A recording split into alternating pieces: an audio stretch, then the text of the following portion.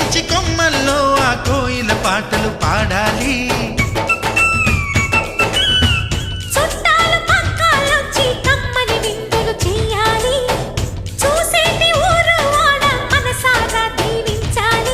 నలుగురు కలిసి చేతులు కలిపి మన కలలన్నీ పండించాలి.